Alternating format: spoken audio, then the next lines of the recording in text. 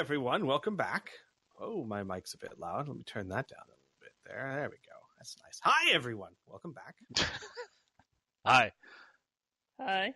I'm just looking at Audacity. I'm looking at my sounds just like going through the roof. So yes, welcome back. Everyone's level 3. Everyone's leveled up. Let's take just a brief moment to talk about some of the more interesting features of hitting level 3, because level 3, in my opinion, is when you finally start being able to, be competent at stuff. Not great, not good, but not awful anymore. That's it. You're not awful anymore. So let's start with, let's start with Arlen. Arlen, what does Arlen have that's new to level 3? Just the interesting stuff. You don't have to go over everything. So let's see. I have the brew potion feat, which is fun to play with as an artificer. And as an artificer, it's I have to do a roll DC 20 plus spell level to see if I can actually use a spell. But if I succeed, then I can then make a level 3 or below potion of a level 3 or below spell. So that's kind of the coolest thing. And also, Arlen tends to favor her bow a lot, so she took precise shot, so she doesn't get a penalty when she's shooting into melee. Which is a huge thing. Yep. And what about your weird science devices? Do you know what those are yet? Do you have an idea? Yeah, or so what they're going to be? I have Go-Go Gadget legs. Go-Go Gadget shoes, which is a parody off of Cat's Grace. And so these shoes have like extra cushion and spring, and so it allows me to be much more graceful and built off of Cat's Grace, so a +4 to my dexterity. The best thing about that is I just imagine someone wearing these shoes for the first time, and graceful would not be the word I would use to describe it. Well, it's attached to my prosthetic foot, right. so it gives me a little bit more bounce and spring. A little more oomph. You become a +4 to your dexterity, which gives you a modifier of +2 whenever they're activated. So that's nice. So +2 to your AC, +2 to range attacks, etc., etc. Anything else interesting for Arlen? I don't know. I think that's it. How about? Oh yeah, I got it a meta magic feat, so I can extend whatever potions. They last twice as long. So you got extend for your meta magic feat. Yes. Nice. So yeah, when she crafts potions or scrolls, she can use the meta magic feat extend to make if there's a potion of invisibility, which is like 1 minute per level, she could use meta magic extend to, I think, double the duration of it. Mm-hmm. But it raises the level of the potion or scroll. So that is actually super cool. Yep. All right, let's go with Otto. Anything fun or new at level 3? So far, the two things I've got is a variation of taunt called provoke aggression or something like that. It's an immediate action when an ally gets attacked. Mm-hmm. And I got a new revelation, which is armor mastery. Basically, for now, it allows me to run faster with heavy armor, because before I was only going 4 squares a turn, which is a bit brutal. Yeah, it is a bit. So that's good. Working on my feet at the moment. Neat. Yeah, he's looking up his feet. Yeah, it can be hard to remember, but in Pathfinder, every odd level you get a feat. So unless your class specifically says you don't for some reason. All right, let's go with Miri next. Anything fun or new? I know you do, but anything fun or new from Miri? I did pick up a new feat, so I got dodge, which gives me a +1 to AC. And I picked up a couple new spells, just for fun. And now I get to cast. Now I get to channel. Well, not cast, but I get to channel energy 5 times a day. Correct. Well, yes, and at 2d6. Yes. Which is a huge thing. Being able to heal everyone in the party for 2d6 is really big. Yep. So that and on top of that, if that doesn't put you back to full health, with the 5 times a day I get to do that, I just picked up Cure Moderate Wounds. So there you go. Bam. All right, and then Amelia. Red Cross. Amelia multiclassing into monk, I believe, was it? Yeah, she's gonna be kicking ass and taking names. Got. Or, you know. She's going for that One of quivering those. palm attack. Yeah, No. sure. That. No, level 3 no. sorcerers. Anything fun or interesting there?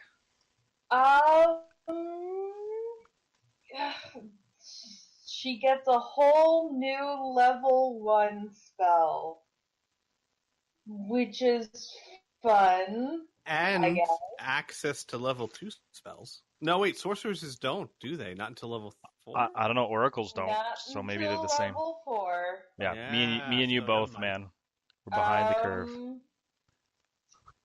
But yeah, there's that, and then I get a Bloodline spell. Super nifty. Chill Touch. Yeah, we can have some good times with that. Uh-huh. Good. All right. And I get +4 resistance to cold. Oh, wow. We won't know. Or no, +5, my bad. Well, we won't know what bloodline you are at all. And +5 to damage resistance, I guess? Well, non-lethal damage. Oh, wow. That's actually not bad. I mean, damage resistance is a big thing. It's rare to see it at such an early level in any form. Yeah. You want to know what it's called? Just in case you didn't guess right off the bat what her bloodline is? Uh-huh. It's Death's Gift. That's the name of the bloodline power. You have such an But uplifting character. I A sterling know. role model for any upcoming adolescent. Yeah. And a great person to have in a party with a cleric whose 2 domains are good and healing. Look, man, What? having a hard time. Death isn't evil. It's just It's the not. undeath. It's a natural actually. process. Yeah. You could say the undeath is the evil part.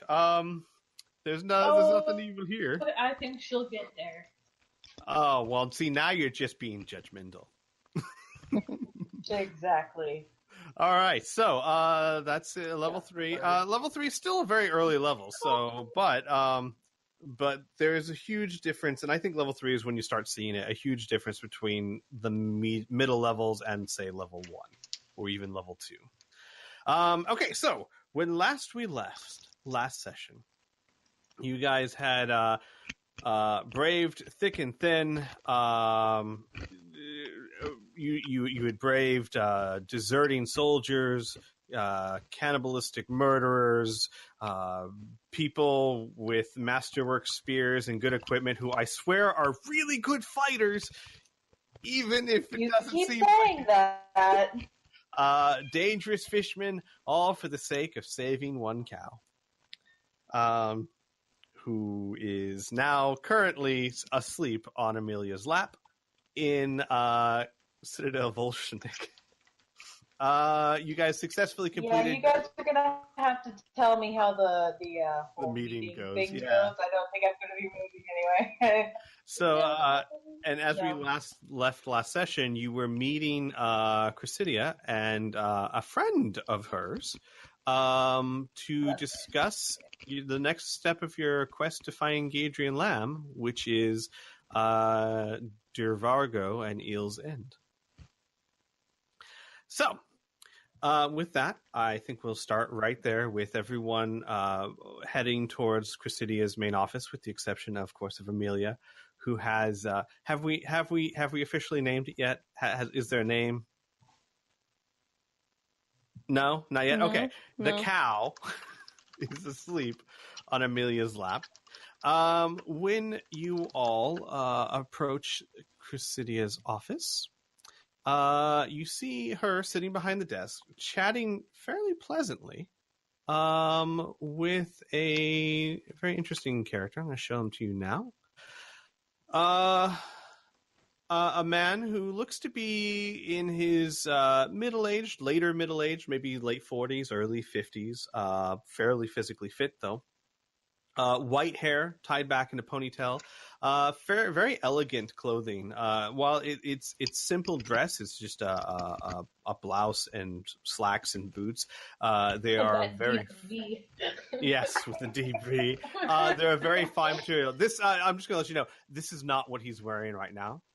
This is what he wears. Are when he you does his job. sure? Yeah. Arlen, anyone who has knowledge and nobility, give me a check. You may have already done this in the past, but let's just do that. Did. Yeah. Okay, give me a second. I gotta find my skills on here. Here we go.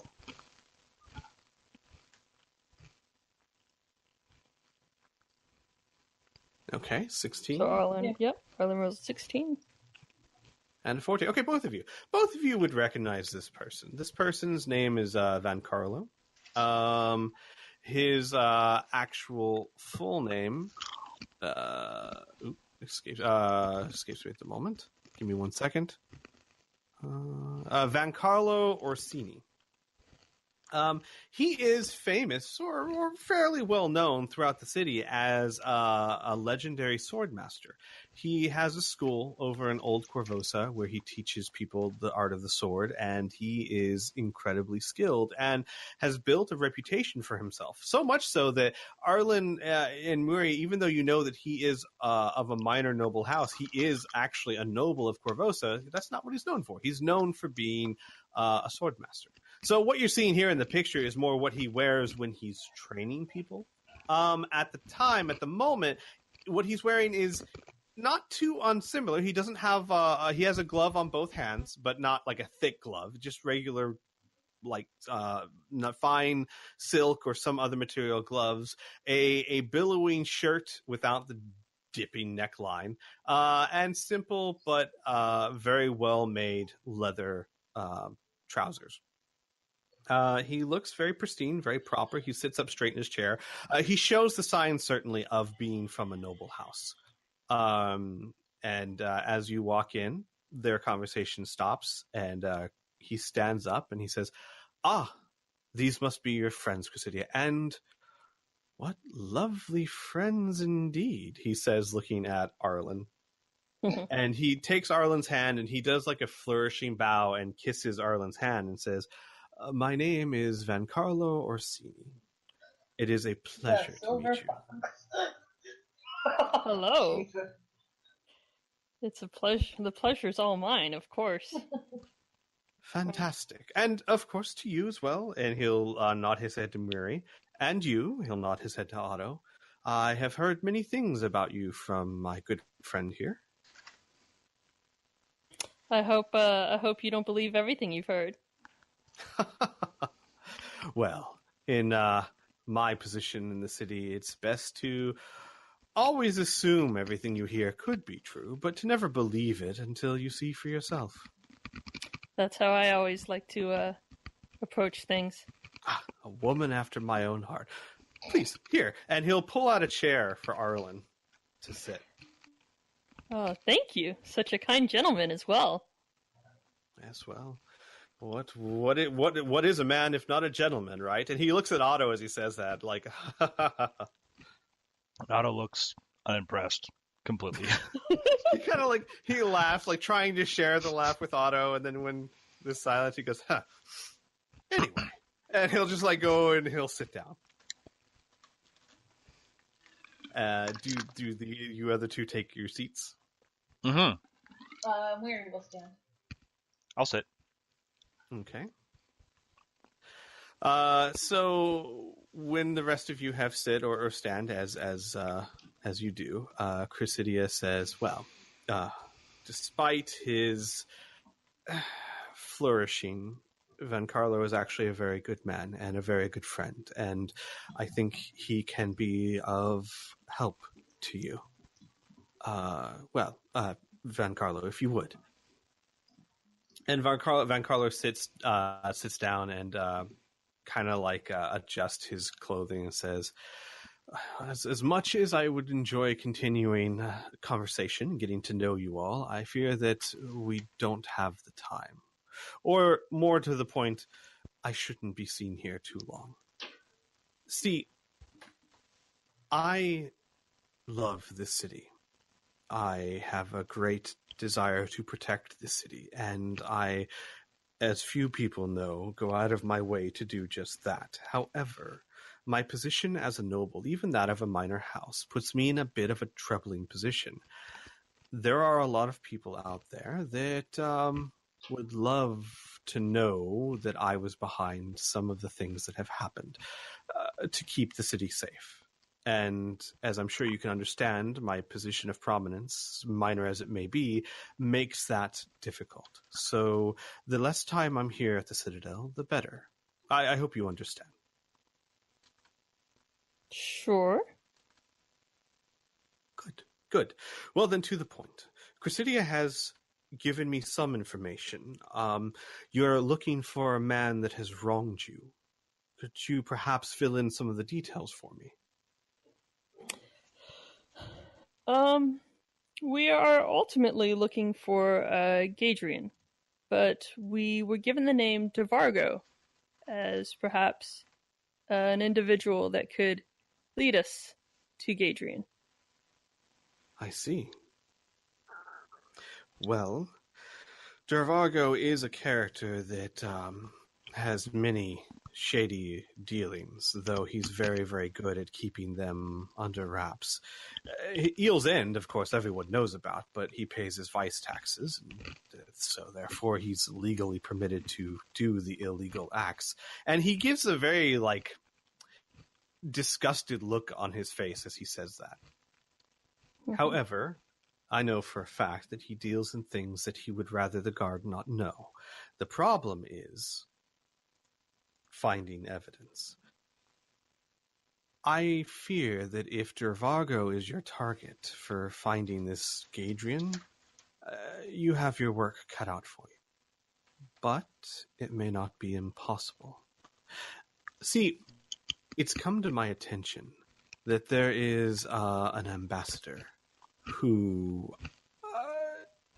has been a thorn in the city's side for quite some time. His name is Darvenye Gios Ambri. He hails from Chiliax and is an ambassador. And he does love to spend time drinking and carousing. It has reached my ears through underworld channels that Devargo has attained a certain number of letters from his possession, apparently won during a card game. Letters that could be used to blackmail the ambassador. Letters of a sensitive nature to a nobleman's wife. I'm sure you can see where this is going. He is looking, Devargo, to auction them off, or more precisely, to find a buyer. Apparently, the pickings have been fairly slim because for most people, the ambassador isn't a problem. To me, and really to anyone that cares about Corvosa, having leverage over him would be a good thing because he is constantly speaking and undermining Corvosa's independence. So, to be able to acquire these letters would be very advantageous to us so that we can prevent him from undermining the system more. The economy, to be the point. He's trying to, as far as I can tell, buy up large portions of the city from desperate landholders. Then he plans to establish himself in a position of power here before advising the end of sanctions with his allies in Chiliax. We can't let this happen. It would hurt Corvosa. But I do ramble on. This is not your concern. Where this helps you is simply that I could use those letters. And you need a way to approach Devargo. He's not exactly someone that you can just walk up to.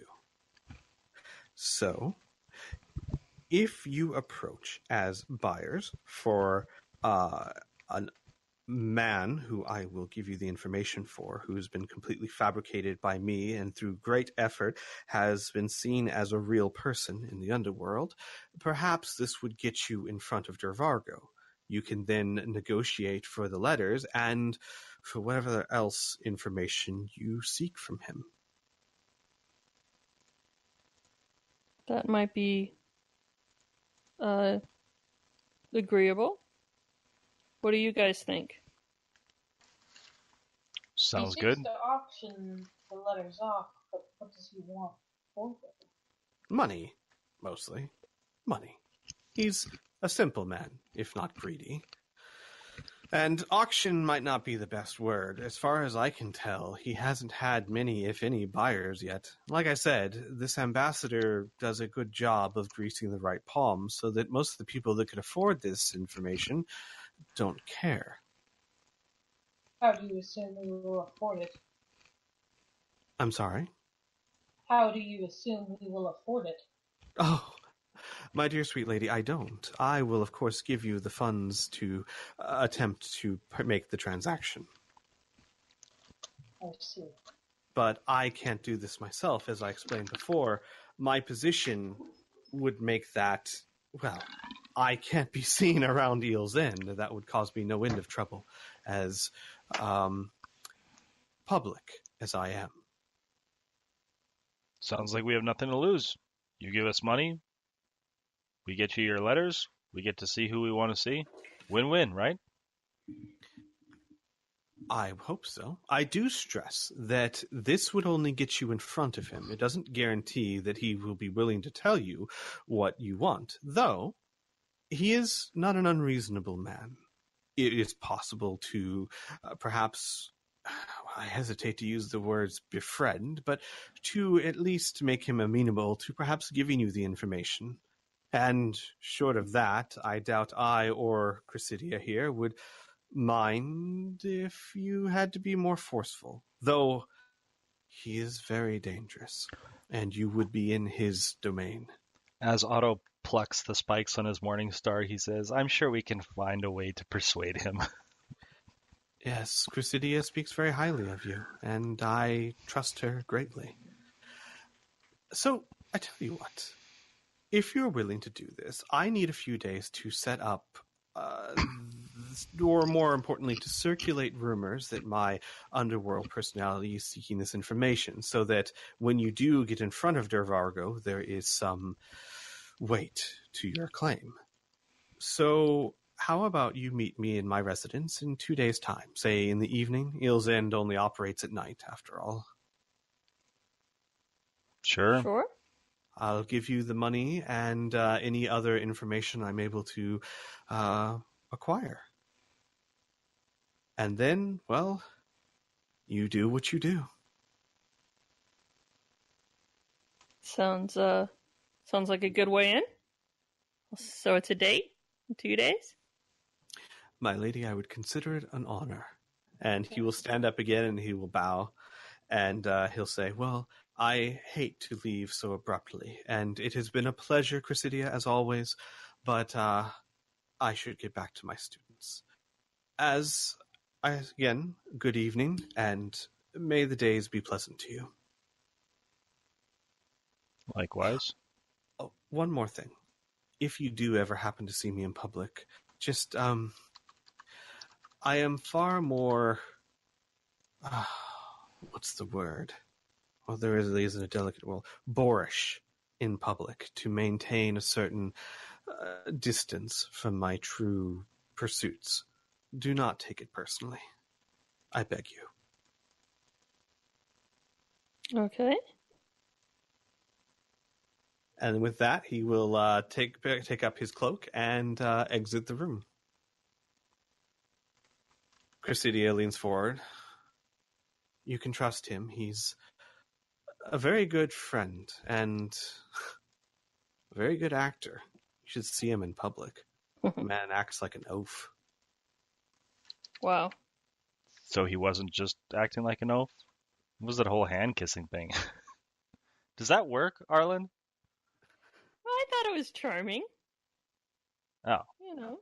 Chrysidia leans back and nods to Otto. I didn't say he's not without his faults.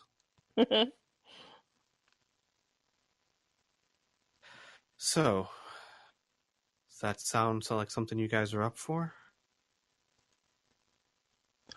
Yeah. Not a huge fan of waiting around for 2 days, but what are you gonna do? Oh, I could think of 100 ways to use the time. Right. Unfortunately, unlike last time, I won't be able to provide you any support if for any reason Dervargo thought you were coming from the Crimson Guard. You would never be allowed in Eel's End at all. So the further away I am from this, the better. Though, now that I think of it, Dervargo does his best to maintain his clean reputation. Nothing that would break the vice tax rules. Now, if there is evidence that he is dealing with Gadrian Lamb, a known fugitive, that could be seen as harboring and colluding, and that, no matter how many vice taxes he pays, could land him in hot water. Perhaps that's information you could use. Perhaps.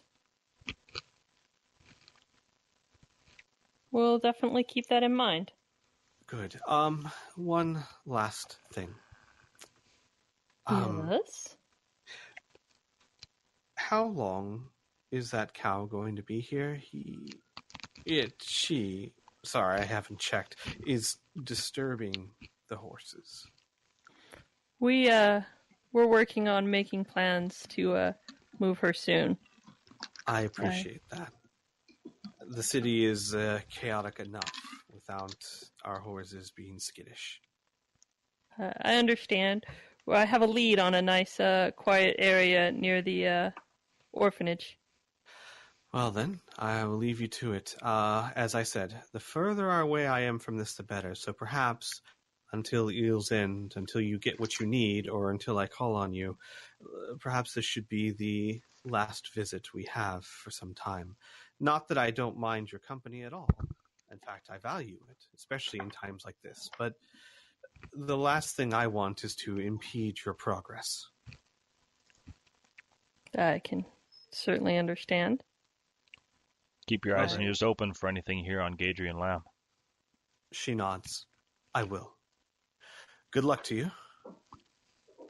Thank you. And she'll nod. Now, if you'll excuse me, I have a meeting. The Queen has called several of us urgently about something. I'm not sure, but today's day, today, with all the stuff that's going on, who knows? I'm sure you can see yourselves out. Sure. She'll nod, and she'll start heading towards the door. Okay. Let's go gather up Amelia and maybe our cow. Yep.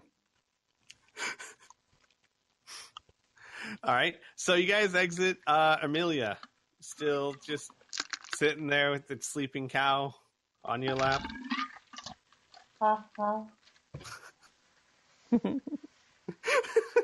Okay. Well, she's still sitting there. Legs are probably asleep by now. Oh yeah, there's like pins and needles going all the way down to her feet, but she can't move a cow, not a sleeping cow. That's a lot of meat. Use your magic. Wingardium Leviosa, man. Wrong. Fucking Hermione, okay? Oh. Yeah, wrong field. Sorry, I had a flashback of an alternate life for a second there. But Arlen, on the way over, she had picked up some grass, and so she's gonna kind of use that to lure the cow up, or some of the hay right around there to try and get the cow up and standing. So roll me a handle animal check, please. Roll me a tempt with grass check. Yeah. Roll me a feed hay to cow check. Which skill is that one? I think that would be your dexterity modifier. No. it's not a profession farmer. Just roll me a handle animal check, please. Okay. Hey, that's when you know that the pen and paper game has gone too far in the skill sets. Yeah, I'm going to use my feed hay to mammals. Oh, Arlen. Yep. You pissed it off. No, even worse. So you put the hay in front of it, and when you do, the cow like kind of sniffs, but without waking up, just kind of rolls over, forcing Amelia to have to lie down as the head just like rolls up her body. So now the cow is sleeping on her abdomen. It's like, oh no, okay, all right, we're going down. Okay, help. By the way, everyone, she rolled a 1 for the viewers. Yeah, I rolled poorly. Good idea, not a good roll. No, this is kind of funny. Maybe we should just leave her there. No, We have a couple days. No. Otto, don't you dare. Okay, I will try to lift the cow. I will try to aid you. First, Arlen, roll me just a straight strength check. Oh, are you sure this is not remove bovine from half elf? Well, I don't know if she has that skill trained, so I'm going with... Oh, yes, you rolled there good you on the go. lift cow check. I rolled Yeah. the 20. So Otto, roll and then add 2. I'm just going to roll strength and we can figure it out. We're just gonna stand 21, back Yeah. and 23. watch that happen. Yeah, you and Arlen have no trouble whatsoever lifting the cow. Benching up. that It cow.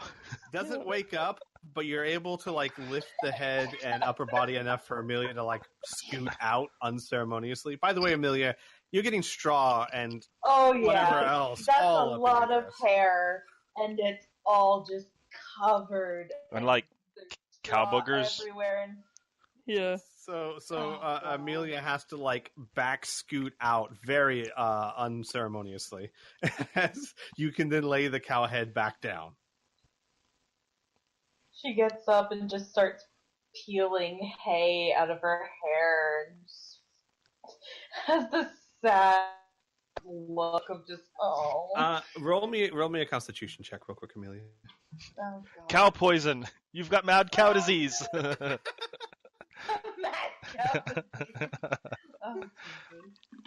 Oh boy. So that was a Constitution check. Yes, please. In D&D terms, that's bovine madness, in case anyone's wondering. Bovine madness. That sounds cooler. It does, doesn't it? Yeah, Should I'd put rather that in the have bovine headlines. Madness than cow madness. Yeah. What's the Bavarian spongiform? All right. Something. So that's a 6. So Amelia tries to stand up. Her legs are completely asleep, and she falls back down. You've had like 100-pound head just laying on, not 100-pound, but like a 50 or 60-pound head just laying on your legs for 20 minutes. Your legs are so asleep, it's not even funny. Wow. Well, This is a sorry sight, I gotta tell you. well, we were successful in picking up the cow. Otto, you want to try and help me I'm not gonna make you pick up roll for Amelia? that. Fireman carry? All right. Yeah. I'll grab Amelia, put her over my shoulder. Oh. She just lets out a little squeak of no, please, that's okay. I can walk. I'll walk eventually. I'm taking you to your mother. You're going home. No, that's fine. I can walk. Okay, I'll put her down. All right. Yeah. So She you immediately can. drops again. All right, By I'm the leaving. way- By the way, there are 2 guards that are standing post off on the other side of the courtyard that are, well, from this distance. Rolling. Well, I mean, their shoulders are shaking.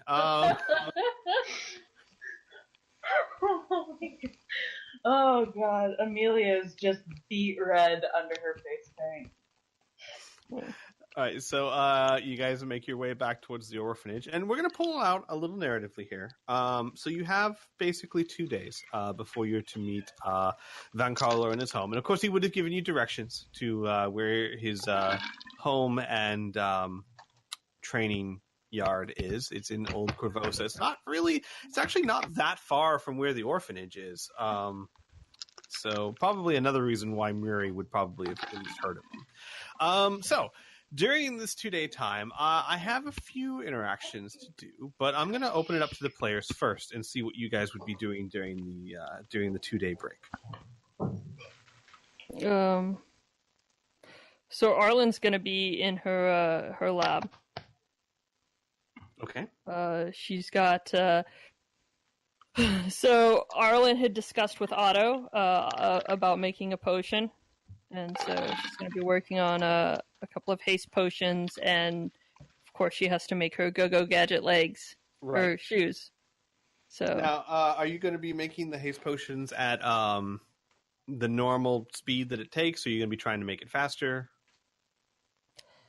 I will try to make it faster because that's the craft potion, right? That increases the DC for the craft potion. You could make one haste potion and drink it to make the other ones faster. Just to let the listeners know. So when it comes to crafting things, normally the crafter can just take 10, which means that unless they're trying to do something really complicated or they're trying to do it quickly, they can almost always make it. However, because I don't usually in Pathfinder they limit like how many magic items you can make a day, and this is to prevent characters from abusing the system and making like in 3 days 6 magical items or whatnot. I don't plan on that being an issue in this campaign because there's not going to be a whole lot of time for Arlen just to take a month off and make stuff. So I'm kind of raising that restriction. She can make more than one potion a day.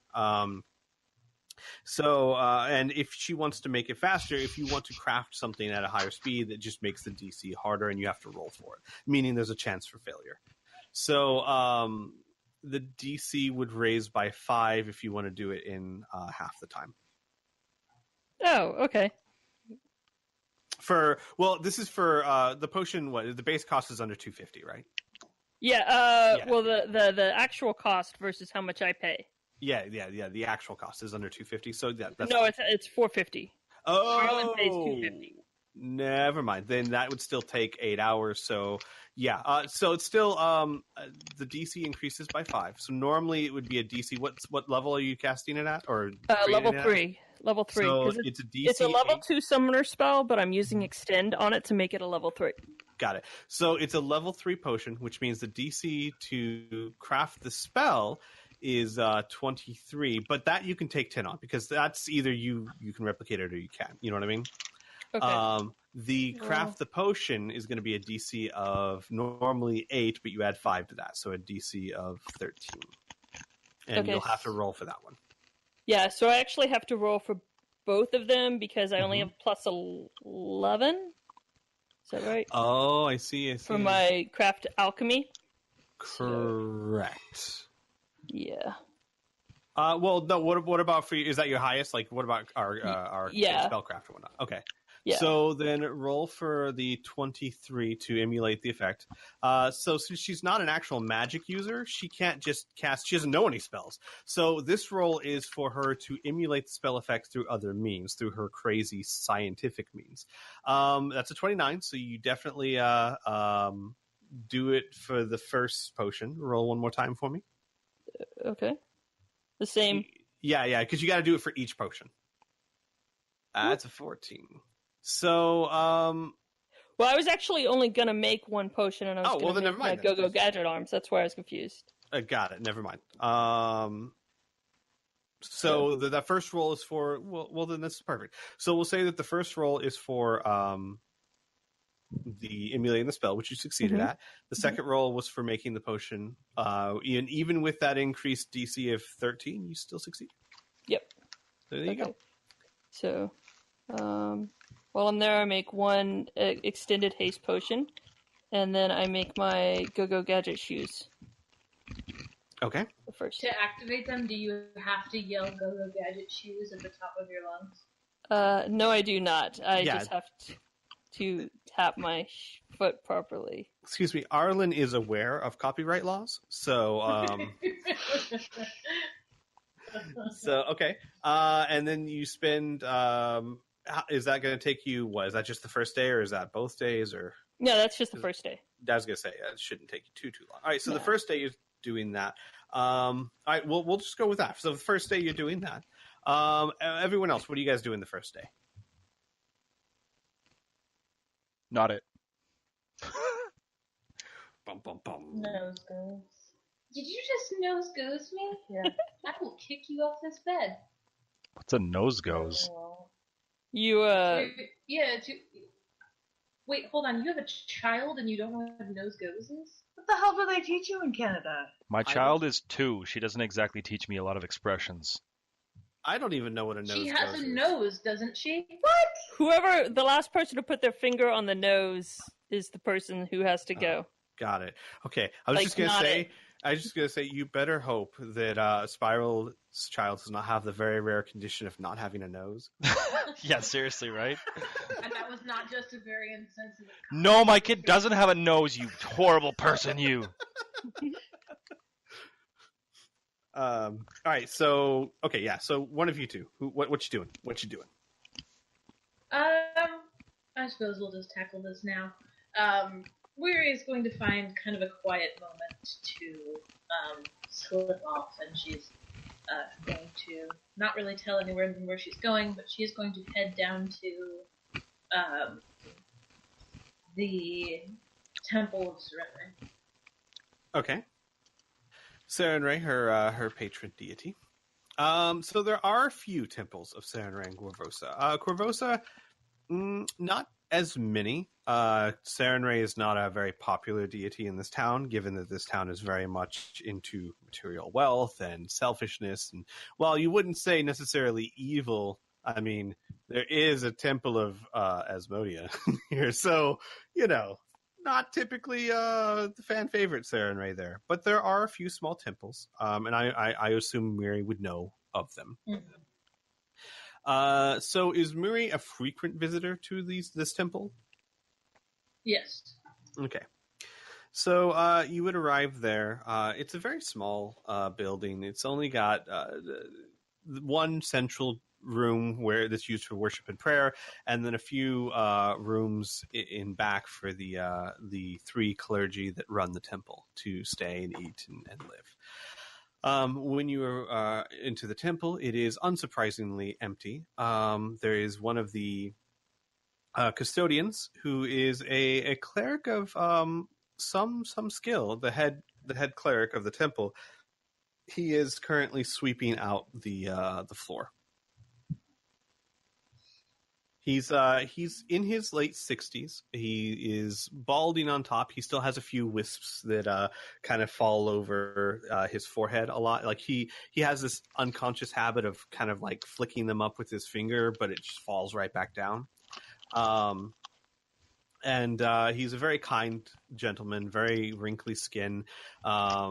He has a bit of a stoop to his back, but as long as Miri has known him, his name... Hang on one second. His name is Kylan. Let me spell that for you. Sorry, I was just looking for the spelling for it. You're good. Kylan, K-Y-L-N. And as long as Miri has known him, he has always been just a very kind and warm soul. He's the type of person that if someone's having a really bad day, he'll sit on a pew next to them and just talk to them. And somehow he's really good at just making them feel better. That's the kind of cleric that he is. Okay. So, I mean, she's been a disciple of Sarenrae for a very long time. And she has been frequenting the temples of Sarenrae in this city for as long as she's been here. Which is a fairly considerable amount of time. That's a good couple of years that she's got in here. Right. So she knows the people who run this place fairly well. And they have kind of been what she's fallen back on when she didn't really have a whole lot else. So they've probably been there for the biggest loss of her life, which was her children and her orphanage and her husband. So there are few people that she trusts more than these people. Okay. I would go so far as to say that Kylan especially probably offered you a place to stay when it happened, though Miri, being stubborn as she is, probably wanted to stay where she was familiar. Mm-hmm. But yeah. So when you walk in, you don't see any of the other clergy, but you do see Kylan sweeping out the floor. And you're familiar with this too. Even though he is the headmaster, so to speak, he firmly believes that even the highest priest should not be above the most menial tasks. So it's not uncommon to see him sharing the chores. When Miri walks in, she will greet him and she will offer her help. Miri, welcome. Welcome. It's good to see you. I haven't seen you for quite some time. It has been a few weeks that I struggle to come to terms with. Oh, I see. Well. And he kind of like puts the broom down. I was getting bored anyway. Have a seat. Have a seat. Would you like some tea? Please. He'll nod, and he'll actually beckon for you to follow him out of the main temple and into more of the living quarters, where there's a very simple kitchen. It has wooden furniture, a table with 3 chairs, and a small brick oven. And there's already a kettle on there with warm water. And he'll beckon you to sit, and he'll pull out 2 simple clay cups, and he'll put like a tea strainer with different leaves in it, and he'll take the kettle, he'll pour 2 cups of tea, and then he'll bring them over to you and place one in front of you, and then sit down across from you with one for himself. So, my good friend, what troubles you?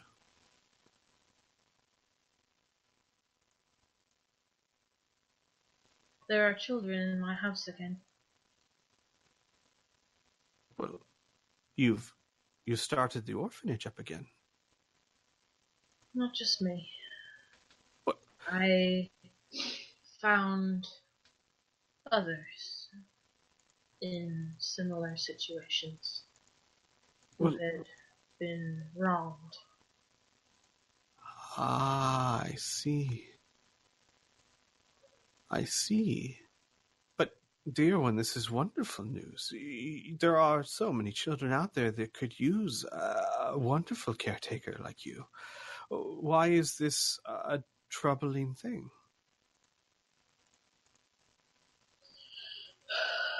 Because I failed once before. Who's to say I won't again? No one. But he hesitates as he had the cup halfway to his lips, and he puts it down. Failure is a part of life. We all fail. It's the only way that we truly ever learn. In my experience, failure is not something to be feared. No matter how horrific the failure is, it is something to be belittled. I know that sounds a little strange, a little weird, but you cannot let failure touch you. I know how hollow that sounds, dear one, especially after what you've gone through, but you are a wonderful caregiver, and you cannot let events that were beyond your control keep you from doing what you were meant to do. If only it were that simple. Yes, well, nothing in life is ever simple, but it can be easy to comprehend. You are a mother. It doesn't matter if it's your own children or those you find that need care. That is what you are. To deny that is to deny yourself, to deny the gifts that Sarenrae has given you.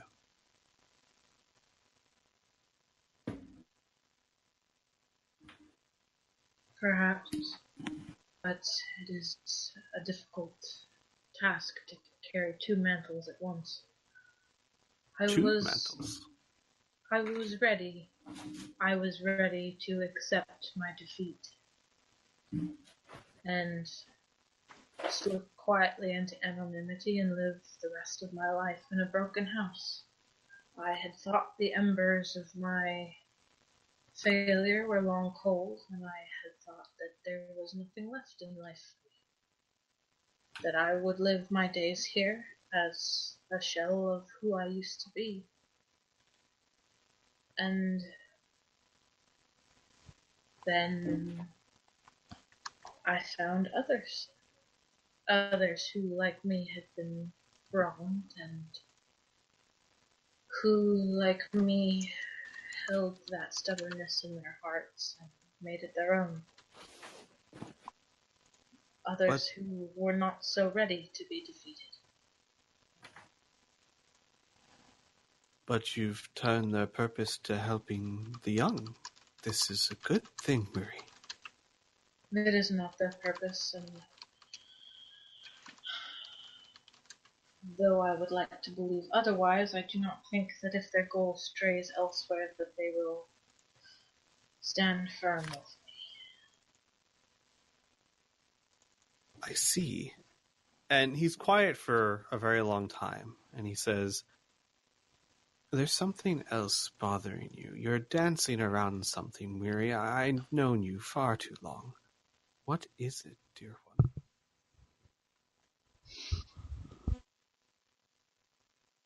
Is it just to take life, if you know that life deserves to be taken? With that, he sits up, kind of taken back by the question. And then he says, do you want my honest answer?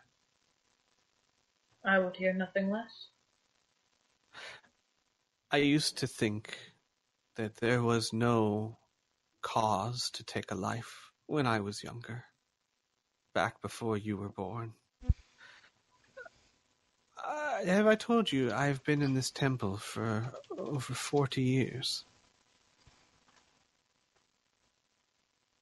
No, but I had assumed as such. I had been here about 10 years. Our following was bigger back then, but I believed in my young naivety that all life was precious and should be protected at all costs, and that there was nothing you could do that would deserve such a final solution as death. I believe that was what Sarenrae would ask of me.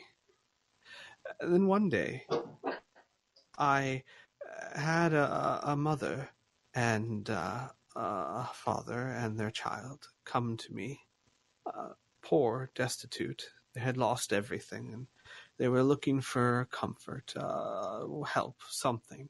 And I did what I could. But when I was talking to them, 3 men came in and closed the door behind them, big, thuggish brutes. They came in, and they demanded gold. And, Miri, you know we are not a very profitable temple. We never were. And this family had no gold. I told them that I had none, offered them tea and prayer and Sarenrae, and they struck me down.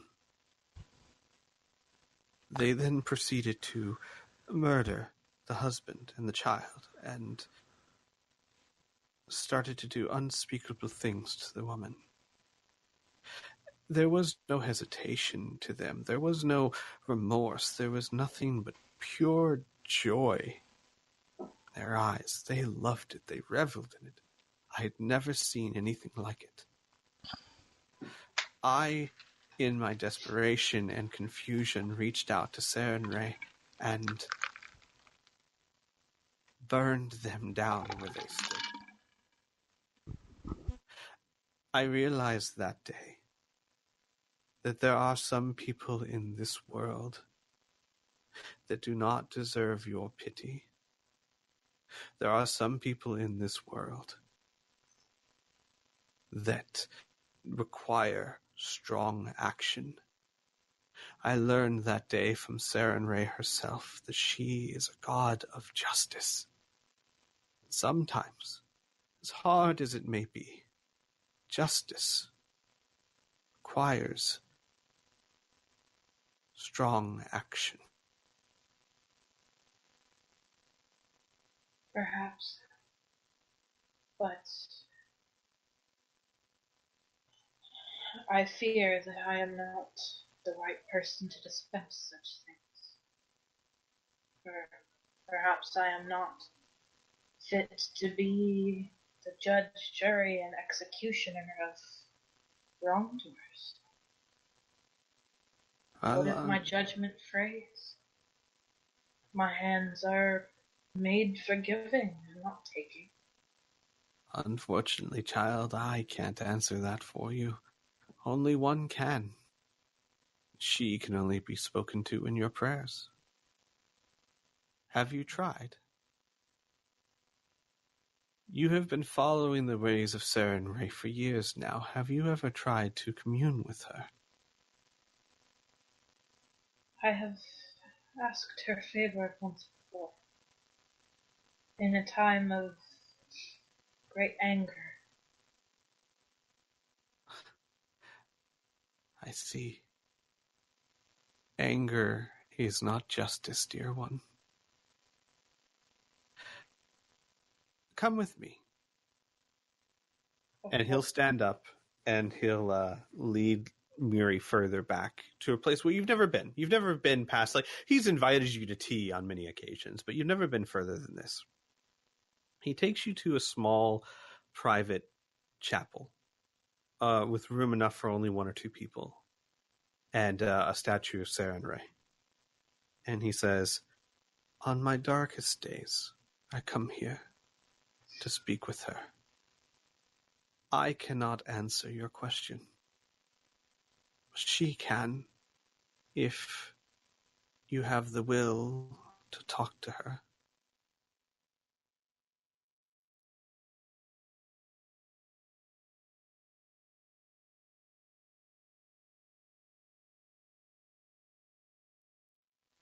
Mary will sort of glance around the chapel and sort of sit. I assume there's like chairs. No, actually, it's like there's a place to kneel or sit on the floor. Like there's a pillow on the floor, but Gotcha. it's a very Okay. sparse room. Okay. She'll sit there and she'll nod to Kyla. Kylan would, without a word, just kind of back out, close the door.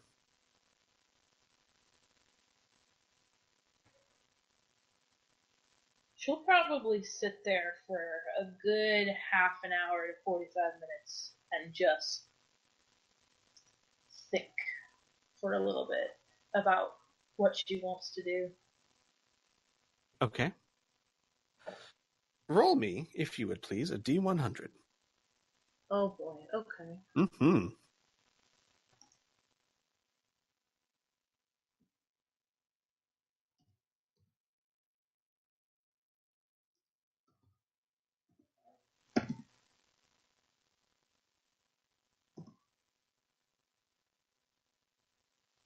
Okay.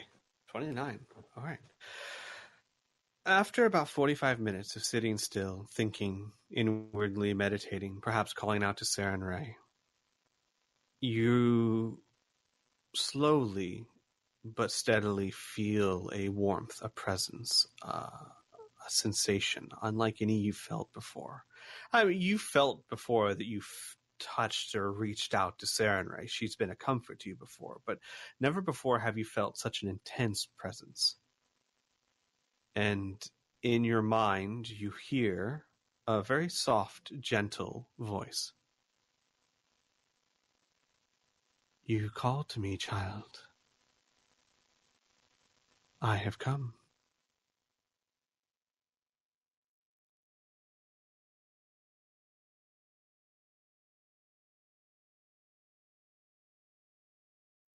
And yet, for all my words, I know not what to say. Hang on one second.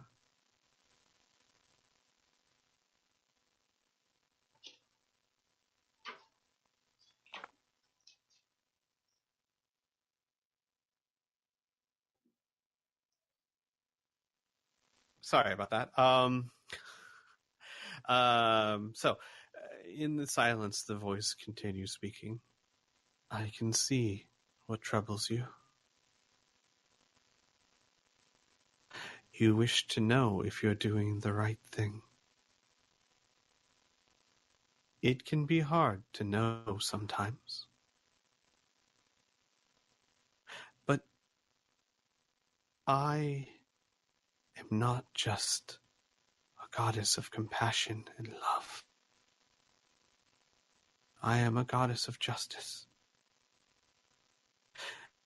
I ensure that the balance is maintained, that actions have repercussions, and sometimes dark actions require harsh repercussions. It is regrettable, but necessary. I know what you have been through. I know what you have suffered. And I need you to act as my blade. I need people like you that understand what it is to go too far, that can see the difference between vengeance and justice. This city faces a dark future, darker than you can imagine. Soon, it will be in a battle for its very soul. I will need champions like you. Would you carry my scimitar into battle? Would you be a cleric in name and in ferocity for me? If this is what you ask of me, I will do no less. It is. The road ahead of you, child, is not easy. But take comfort in that you are not alone. I will always be there. And then with that, the presence recedes in your mind, but not entirely. In the back of your mind, just there, you can feel like Sarenrae is watching you.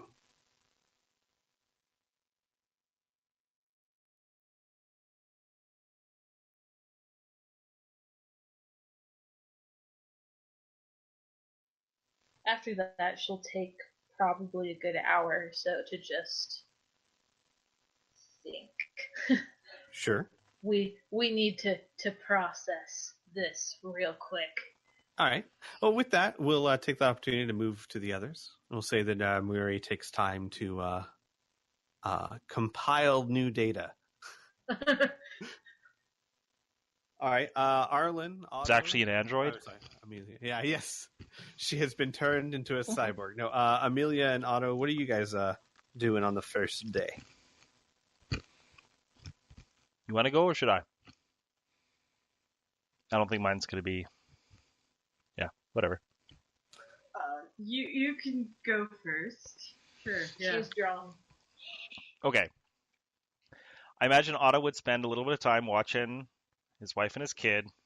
Probably not trying to approach because I think they tend to get... Like the weirdo he is. Yeah. Yeah, you know, it's like, who the hell's this guy, right? I think he would also go visit the blacksmithing shop he used to work at, which was called... Oh, geez, I can't remember now, but I have it written down. Gorham's Vault. And the guy whose name was Marcus, and maybe see if he can get work for a day or two. Okay. To help, you know, just finish something up or adjust something or sharpen a sword or whatever is available. Sure. And make some iron daggers. Ha ha ha, yeah. Sure. Otto's skill is high enough that that you wouldn't have trouble finding temporary work. He would let you know, like, I'm not looking to for a journeyman or anything, but for temporary work, you're just traveling through or whatnot, I could always use a hammer. Mm-hmm.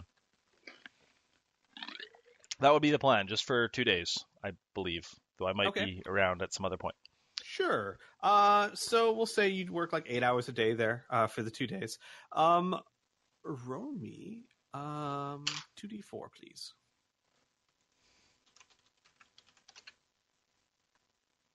Boss. You end up, that's a good roll, 7. You end up getting, over the course of those 2 days, you'll get 70 gold coins in wages. Sounds good. The other thing, you mentioned that this guy here has a training ground? Van Carlo, Yeah. Sorry, I'm just really bad with names. That's fine.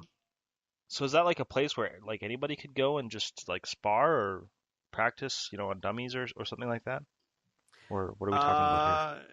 You'd have to. Your character doesn't know, but if you were to say ask Arlen or Miri, or do a little investigating on your own, you could find out. Okay, I guess more specifically, what I'm asking is would I know of any place in the city to actually go practice fighting? Sure, actually. Believe it or not, the old blacksmith shop would have a place to, more than anything else, to test the equipment made, the armor and the weapons, but it's a suitable enough area to practice. Yeah. So I would probably spend the remainder of my time doing that. Okay. I do have one. I assume you would spend the evenings at the orphanage near your wife and child, right? Yeah. All right. So the first evening, at some point, what does Otto typically do in the evening? Like, what is he, just sitting in a corner somewhere, just brooding or watching, or? Well, oh boy, you're asking me the hard questions now, huh? Mm. I would think that he might spend some time like meditating about Gorham and what maybe his purpose is and why this has happened, and trying to get some sort of answers on that. Might be something he would do in the evenings.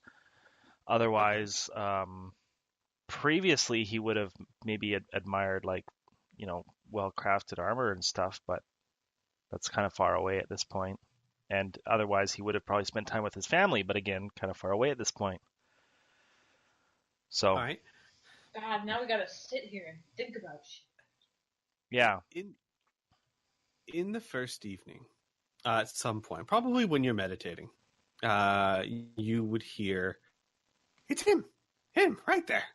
Are you sure, Flack? I swear I know it's supposed to be, but I've never seen him. It's him.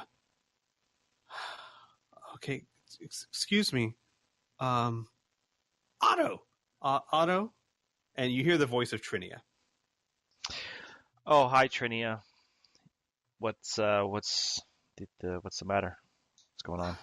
Well, she'll like sit down at the table. This is so. Here's the thing. The others and Flack have kind of explained to me your situation. No one can seem to remember you. I can't. Wait, Flack remembers? Flack nods. Of course. Saw you smash Dog and Guy. Good hit. Huh. Go on. Sorry, I can't remember ever seeing you before, but I suppose that's the point. I've been told that Letta is your daughter, and that, like me, she can't remember you. That's horrible. I bet they had this exact conversation before. Yeah, I try not to think about it too much, but so I wonder if it's worse for me or for her, to be honest. Yeah, thanks for bringing it up. Why don't you just give me a paper cut and pour lemon juice in it? She goes, but I know that even if I can't remember that it's you, that you've done a lot for her and the kids, and I mean, honestly, in some way, if it weren't for you, I wouldn't have met my sister, my family. I wanted to say thank you, and I think I might have a way to do it.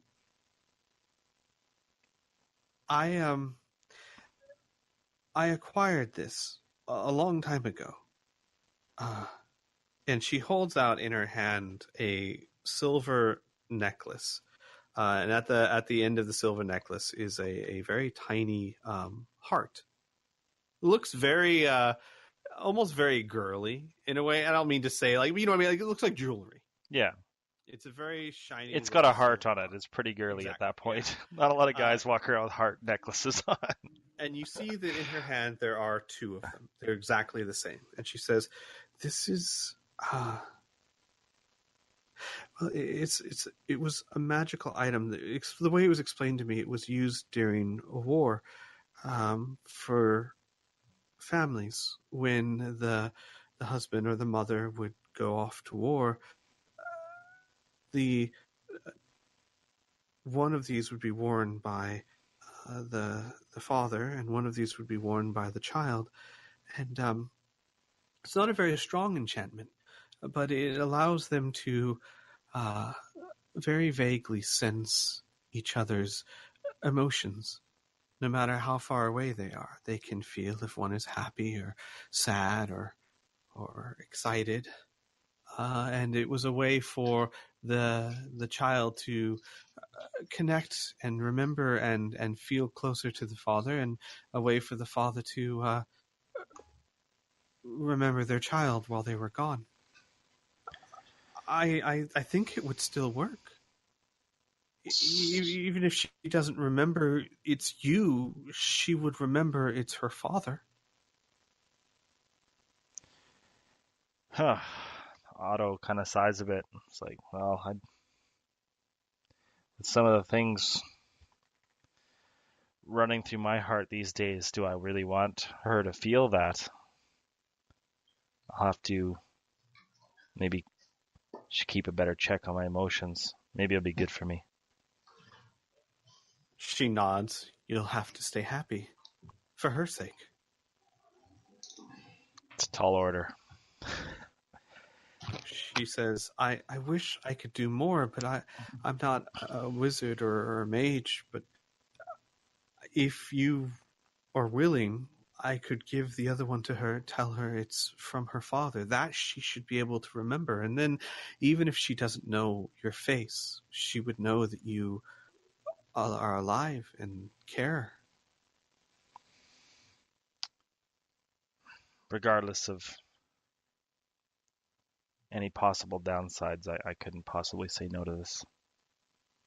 Good. Well then, since I probably won't remember you, I just want to say thank you for everything. And she'll give you the two necklaces, and she'll say, you will have to give it to Letta and tell her it's from her father. Oh, hell. And you don't have to thank me. I'm no hero. I've been put in a situation where I'm acting for almost purely selfish reasons, so there's no need. She shrugs. Well, I'm an artist. It's my prerogative to see heroes in anyone I want. True story. She'll nod, and then she'll say, well, I guess I should get to forgetting you. Sorry. I'm sorry. Was that cruel? I'm sorry. This is so weird. I'll see you next time. Okay. Yeah, she is definitely related to Amelia. And with that, she gets up and walks away. And you see, like, Flack standing there shaking his head and saying, like, he just kind of mumbles, Flack member? Not hard. How come you can remember? What did you do? Where are you come from? What is this? Flack looks you straight in the face, like thumps him straight in the face. In the face! No, he looks you straight in the eye, thumps his chest, and say, Flack, Smart. Yeah, somehow I don't think that's what it is. Do you worship a god? Who do you pray to? Oh, goblins have goddess. Worship maybe. Not voluntarily. When Flack branded coward and outcast, Flack assumed no longer had to worship. Flack prefer that way. Nah, again, no connection. Otto puts the one necklace on, looks at the other one, face palms, and proceeds out the room to go look for Lida. Okay. Lida, along with about 3 other children, is currently outside giving Toby a bath. Oh, rats. Yes. You're not wrong. Is Anna around, the mom? The wife? Yeah. I assume she'd be hovering nearby, making sure the kids don't throw suds at each other. Okay. God forbid they get clean. I think the adult way to approach this is to go to Anna first. Say, so I was just wondering if I could just have a word with your daughter for a second. I've got something to give her that she might like. That's so a memento of her father's, maybe, that was passed to me through various channels, of which I will not name. That's not conspicuous at all. She looks at you. You want to give my daughter a gift? I'm sorry. Okay, I'm just gonna skip this. She doesn't remember me. Do I know you? What's your name? I don't want to make you as a player go through this every time, but Otto has to. Yeah. So let's go past that part. What do you tell her as far as who you are? Well, I've been hired as sort of protection for the orphanage because Got it. there was previously some problems. Okay. And so she'll say, "Oh, were you one of the ones that helped rescue Letta and the others?" Yes, I was. Oh, well, I'm so pleased to meet you. Thank you. I mean that. I'm sorry. My manners are horrible. I haven't thanked you until now. Oh, it's perfectly fine. I've got this. It's just a cute little necklace for her that's been passed to me, and I just want to give it to her, and I will be on my way. No harm. Nothing weird. That doesn't make it weird at all. Roll me a diplomacy check, Oh please. boy. As soon as you say nothing weird, It makes it weird, right? it makes it weird. Oh, I'm not good at this. I should never ever again play a I high have to charisma assume character. she found this enduring before she forgot you somehow. Very funny. Oh my god. Nat 1. Oh, no. That's a nat 0. It's because I have -1 to diplomacy. Oh my god. Oh, no. Yeah, especially when you say that. It's not weird at all. She goes, that's very, Letta's not good around strangers, which, by the way, is not true. Letta talks to strangers. At least the Letta you knew would, chat up strangers like it was nothing. And she's like, I don't know, it might be, stressful for her. Why don't you give it to me, and then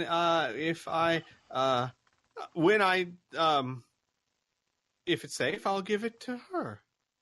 Okay, I'm going double enough on this. Everybody, you ready? Okay. Otto says, look, I was friends with her father, and he made me promise that if he was ever separated, that I would get this to his daughter. He made me promise, and I'm not leaving here until I finish my promise. Oh, God. Which is supposed to be a bluff because I'm lying really badly. Right. Please roll me a bluff. I'm finishing my promise. This could be a -3. Just saying. Just I Oh, wow. mean, We're at 6. okay. You rolled a 6, but her eyes widen when you say that, and she goes, "You know." And she like starts to speak several times and then like shakes her head in frustration. Why can't I remember his name? You know my husband. Yes. Where is he? oh, dear. A wizard did it.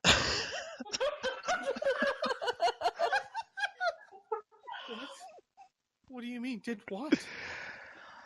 Well, there's been some problems, and I didn't get the full story, but the whole you not remembering him is part of it, and he's trying to come back, and he was hoping this might help because this is a magical necklace.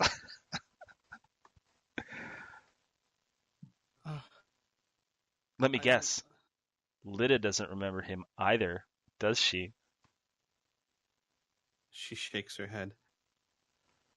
This No, might help. She remembers she had a father, but I can't remember his face. Yeah. Okay. If you are trying to somehow trick me or hurt my daughter, I swear to you. Do you trust Flack? Or GM, is anyone else around that does remember me, aka one of the PCs? Oh, I'm sure Flack's been following you this whole time. Okay. Do you trust Flack? Look at this face. How could you not trust this cute little goblin? And Flack? Otto will like grab his chin and squeeze his cheeks. She like looks kind of half disgusted. She's like, I can't believe that I'm saying this, but yeah, kind of. Flack, am I a good guy? Am I gonna hurt these fine people? Oh, Flack hit that one guy with. Otto hit that one guy with flail really good. Yeah, but he was a bad guy. Right. He looks at Otto. Wouldn't hurt a fly. And like grins like from ear to ear. And actually bats his eyelashes. How could you not trust that face?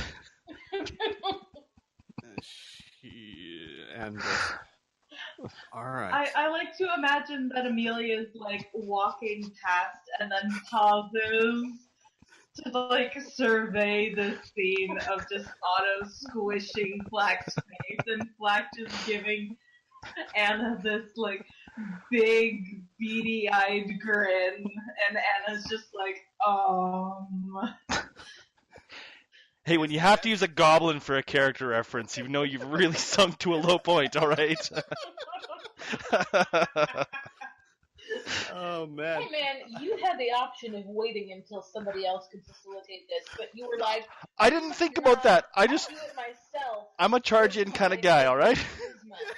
Otto's a doer. I'm just gonna go do it. She goes, all right. If you think it will help, what's the necklace do? You said it's magical? I'm no wizard myself here, so this is the layman's version of it, but it's supposed to be some kind of like emotional connection. So maybe she'll get some glimpses or some feelings of what he's going through now. Okay. If All you right. know, if it's giving you bad feelings or something awful happens or whatever, just take it off. It's just a necklace. But She nods slowly and she says, "All right, come with me."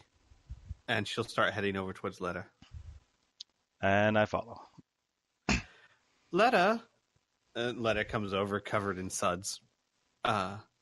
This nice man is friends with your father.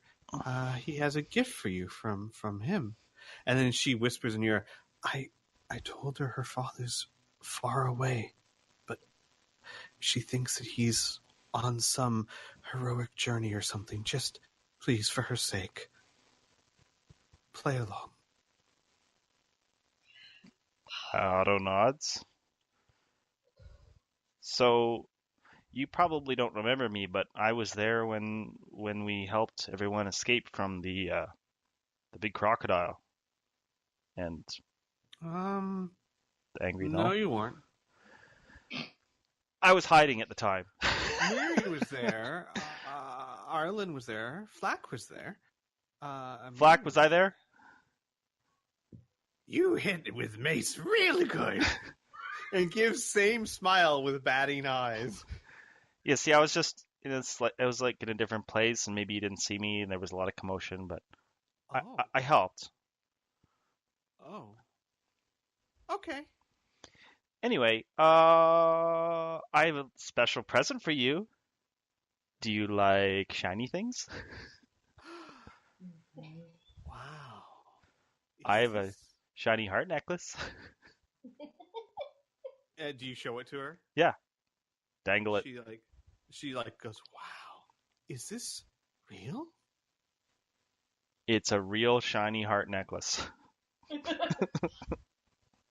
She takes it and then puts it between her teeth and starts chomping on it. Is it real silver?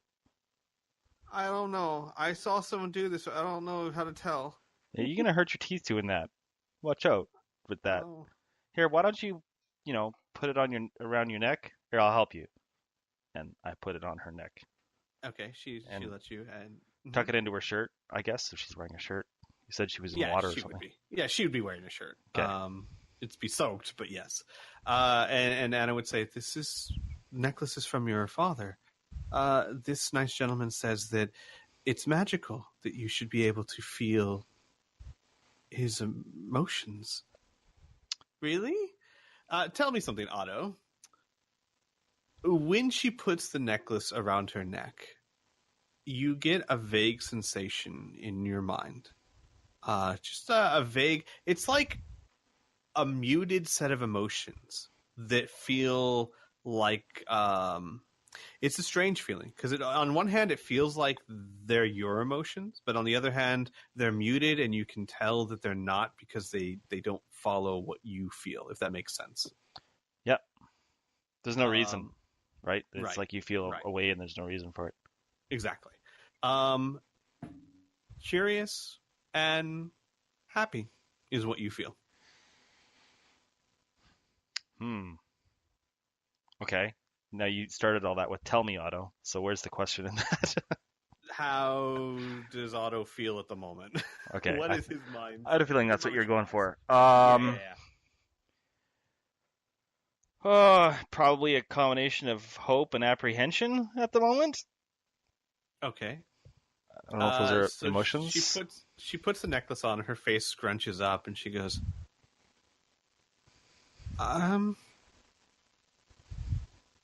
Dad must be really confused, I think. And I think as soon as he realized it's working, it would probably brighten his spirits quite a bit, right? Her smile would widen. She goes, No, he's happy. Mom, it works, I think. I guess think it's working. I know. Is this? And she'll look at you. Letta will look at you seriously and say, "Is this real? Is this what my dad thinks?" I think so. Like I said, I'm no wizard and I didn't make it, but from what I understand, yeah. The muted emotion in your mind turns to a very large mix of sorrow and joy, and Letta starts sobbing. Stay strong. Anna will comfort her, but you can tell like it's like it's a cross between she's really happy she has something from her father and yet really really sad at the same time. Yeah, no, I get it because yeah, it's a reminder, right? Yeah, so Anna comforts her and she looks to you and she mouths like thank you. Otto nods and slightly bows and exits gracefully before sticking his other foot in his mouth Okay, and making it weird. Really good plan. right. Yeah. And as you leave, Amelia, you see Flack run and like cannonball jump into the sudsy, soapy Toby. His job is done. She All right. speed walks out of the splash zone. Speaking of Amelia, Otto, is that a good place to end? Perfectly fine the with scene? me. All right, perfect. What's Amelia doing? Amelia is going to be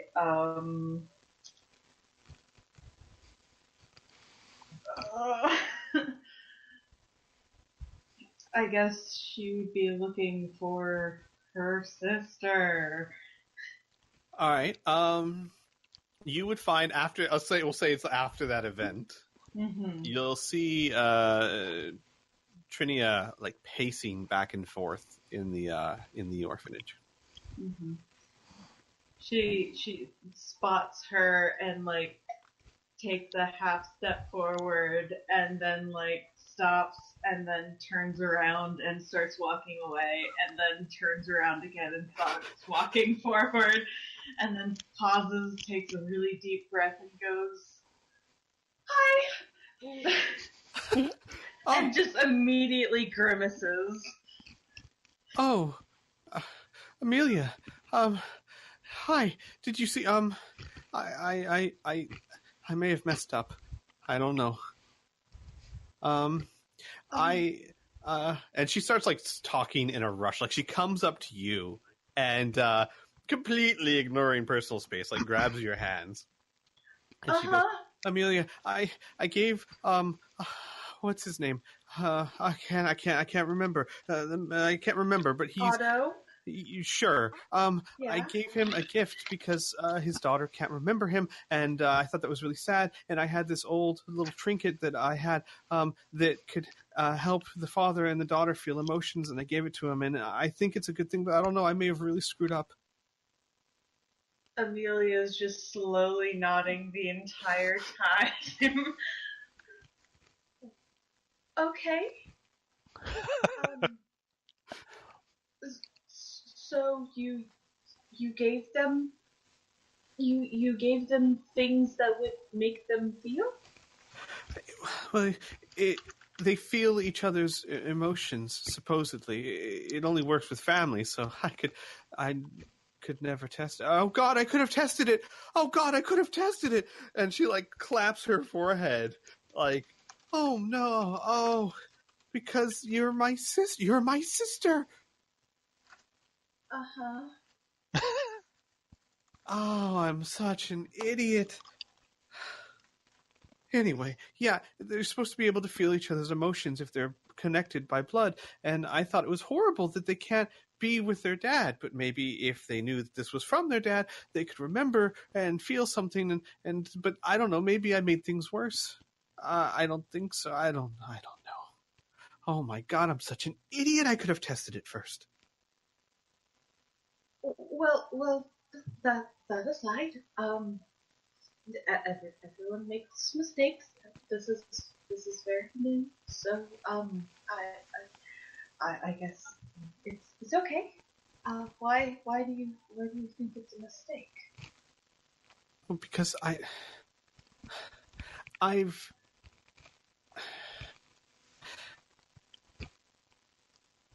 I don't know anything about him. What if he's what if he's horribly depressed all the time? What if I just put a necklace around a girl that makes her feel rage or something? Level 1 barbarian.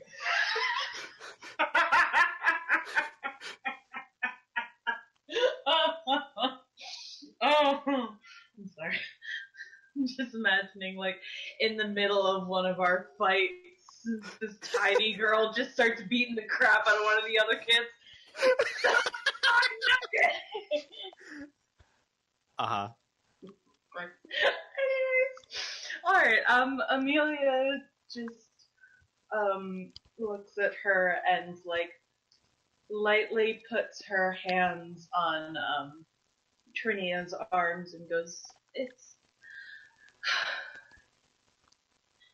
there's no real way to know what another person feels. It's kind of hard to know people normally, and he's not exactly easy to get to know when you can't really remember him. So, there's not really much you could have done, but you tried, and that's something. Yeah, but I've tried before, and I've screwed things up. Like Flack. Flack is convinced he's a coward, and for years I've tried to convince him he's not. But it just seems to make it worse. It's almost like he feels like it's a state of being that he just can't get rid of. And every time I try and convince him he's not, well, it doesn't go well. Well, what if this is like that? Well, you won't know until it's done. I guess. Yeah, I guess that's true. So you're saying that I can't let the fear that I might have screwed up paralyze me from screwing up more. I think. Is this what it's like? Having a sister? Is like having someone that I can bounce ideas off of and make me feel better when I screw stuff up? I mean, I suppose so. I'm not really used to being the one doing the comforting and such. She paused and she says, "Well, it's nice." Oh, I'm glad.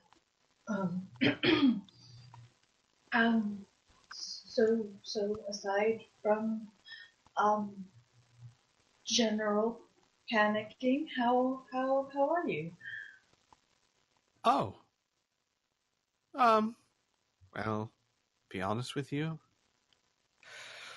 The kids all day, every day, it's just hard. I was actually thinking I could use like a day off, a day out. I could use a sister to go shopping with, or I could show you where I used to live in the shingles. It's it's actually pretty crappy, but it's a beautiful view. Or I don't know. I mean, maybe you're really busy. I mean, not particularly, but does it involve a great deal of climbing? Well, I mean, yeah, it's the shingles, but I can show you how to get up there. Oh. Okay, so all right, and then she gets like a low tone. So here's the plan. Tomorrow morning, we're telling Miri that you need me for sorcery stuff, and that we're going to be gone most of the day, so that someone else is going to have to watch the kids. And then we're going to go and have fun, a good time. I don't know what we're going to do, but it's going to be amazing. Amelia's just kind of standing there staring, like, mouth half open, like she's trying to find the words and they're just not there. And so finally she just nods slowly. Perfect. And she gives you a quick hug, and like before it even registers that you've just been hugged, she's already gone.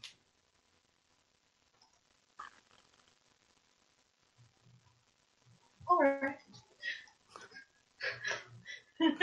She just kind of like blinks, looks around, and then goes back to her room, just like, alright, I need to decompress. All right. So day 2, unless the players have anything, I'm going to move things along a little bit quicker. Arlen and Otto spend, again, most of the day in their shop. They're varying different shops. Mm-hmm. Does Amelia tell Miri that she needs Trinia? I mean, is Miri actually at the orphanage? It's day 2, honey. Yeah. Okay. Yeah. Yeah, I assume that's a good question to ask first, though. I assume, Miri, you would eventually return, correct? Yes, and there's one thing she'll want to look at and on day 2, but she'll be more than happy to watch the kids. Really, Okay. they're her kids. Yeah, I will say Amelia- this. Mhm. Yeah, Amelia would start being like, yes, I need her for... she needs a day off. Would that be okay? Like, I promise we'll be back in time to help for dinner and Take her. Okay. and she'll go. So, okay, so you'll find Trinia, and she'll be like, so did you tell her that did she buy it? Yeah, she did. Let's go. And so you two go off. You spend most of the day maybe doing a little shopping. She does actually take you to where she used to live in the Shingles. It's in the poorest part of Old Corvosa. It's up on the rooftops. It is, to call it a hovel is a disservice to hovels. Trinia was living far worse than you and your mother ever were. It was a little more than a room of like plywood surrounded by other rooms. Though you do notice that her neighbors seem to generally think fondly of her.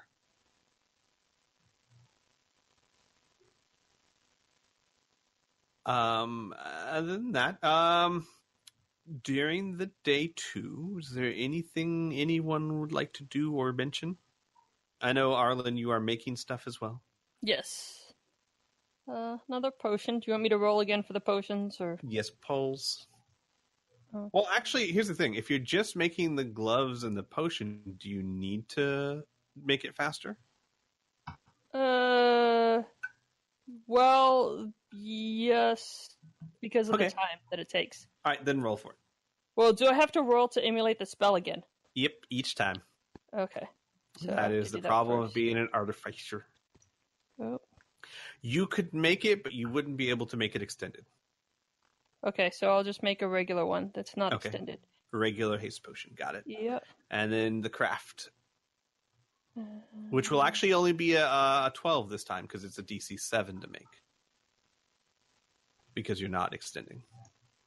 Okay. There you go. You And then- did it. Yep. You rolled the exact same roll twice in a row. Yes, I did. 11 plus 11. That's a lot of ones that make 2s. So you have 2 potions of haste, one extended, one not. Yep. Your go-go gadget shoes, and what's the other thing you're making? I'm making a flame-throwing glove that is spontaneous immolation.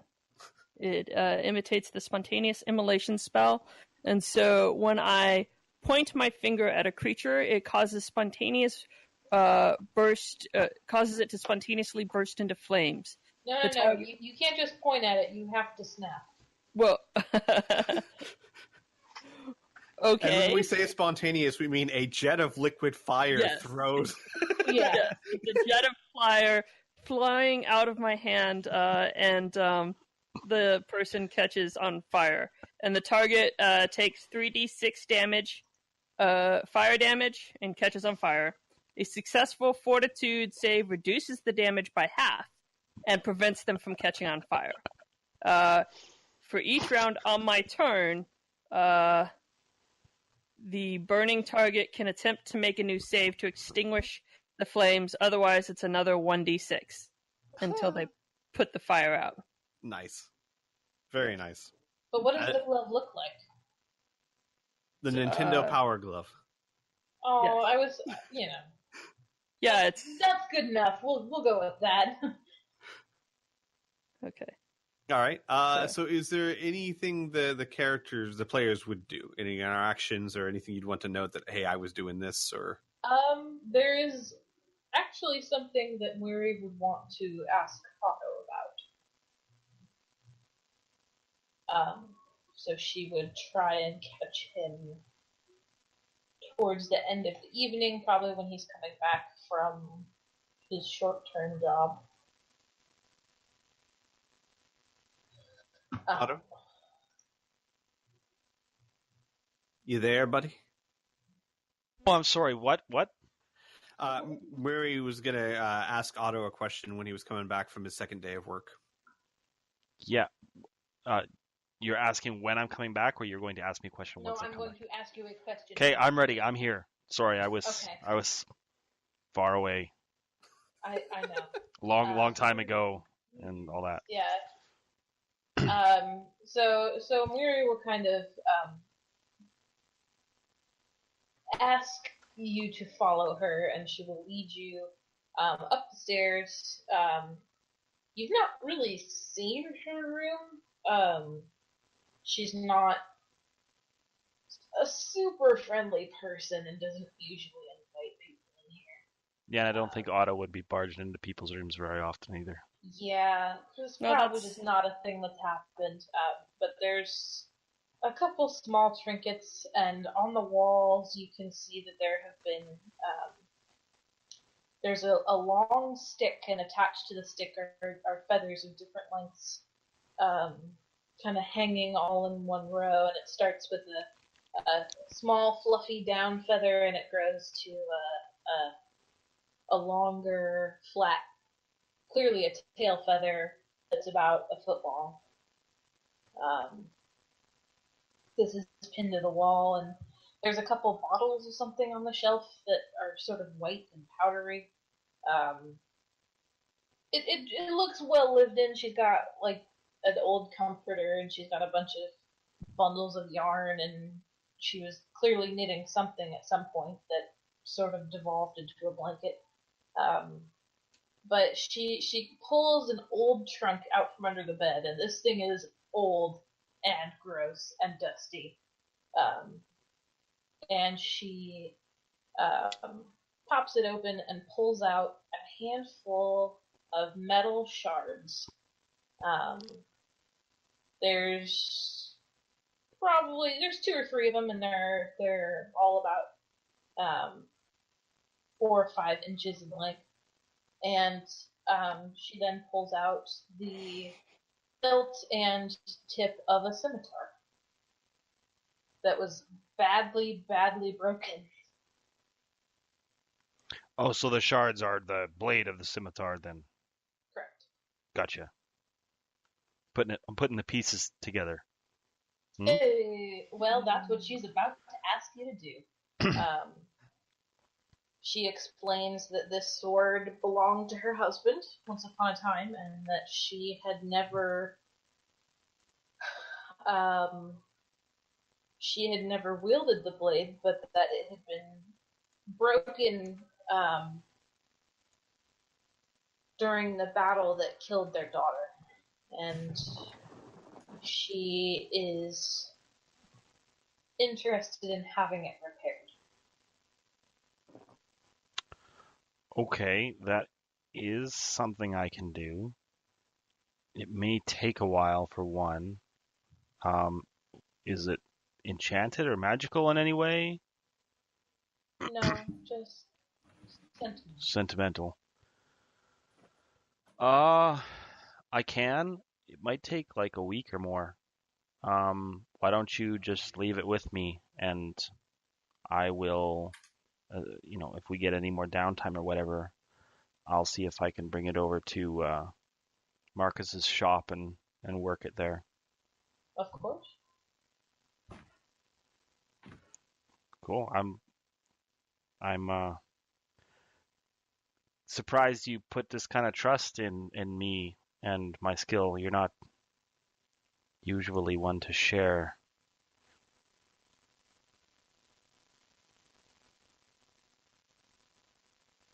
Consider it a change of heart.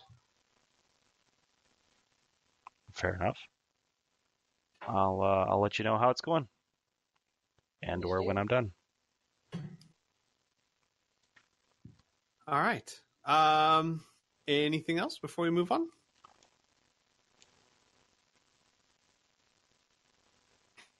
Okay, then. Wait. There is one more thing that there is a Sure. chance if I screw up that this might be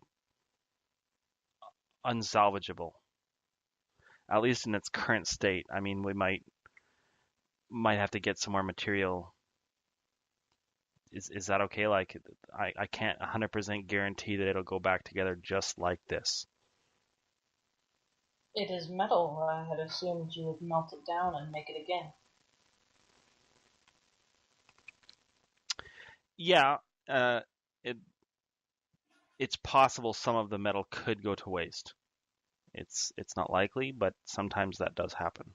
In which case, there would need to be additional metal from an outside source, which I can get, but if your concern is it being the original pieces, it's possible that could happen.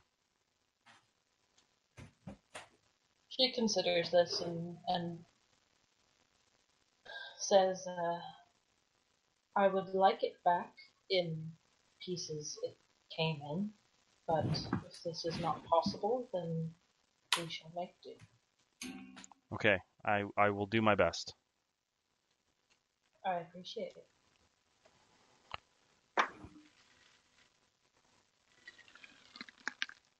And Otto would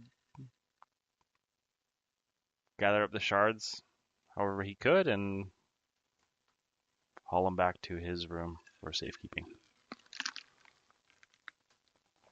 It wasn't it wasn't a super awesome sword either. Like, it was pretty run of the mill. I probably wouldn't even call it mastercraft. Like, it was just a sword.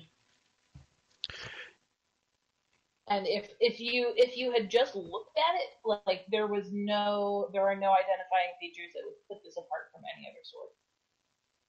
Okay, as long as we're speaking out of character, I mean that there's just a straight up chance on crafting stuff where you ruin materials. So, Otto, you would know well enough to know that this scimitar is it's not fancy, it's not a masterwork or item, but it was in its time a very reliable, durable, and functional item. It's what you would call good steel. Yeah. Not so much anymore. It's still good steel, just because it's broken into pieces. No, it's God. Guy doesn't understand. Okay. All right. Okay. So, with that, we'll say the second day is draws to a close, or is drawing to a close to about the time we were supposed to meet. Oh my gosh! Now I'm forgetting his name. Van Carlo. DV. Yeah, Van Carlo. Who again is not that far from where you guys live. So let me go to the map over here. He is trying to find out. He's over by the docks, towards the back of the city. Mhm. He's in this area. I don't know actually which one is his. I need to actually look it up because if they actually have it somewhere, I don't want to tell you and then be like, I lied. It's this one actually. So it's in this area back here. So it's not a very far walk at all. And we'll say that you guys prepare. You know that you're going into Eel's End, that it could be kind of dangerous, so you're getting ready for it. And you arrive at his meager estate, if you want to call it that, right around dusk. Sure. Okay. Real quick, when are we planning on stopping today? Sure, this would be a good place to stop if you guys want to stop here. If you want to keep going, we can keep going. It's up to you guys. I've got work tomorrow. That's the only Oh, reason I well asked. then, sure. We'll stop here and start up Sorry. next session with you guys headed to Eel's End. No, it's fine. No, It's that's fine. fine. That's okay with me. All right. Yeah, it's probably So a good we're gonna idea for stop me here. too.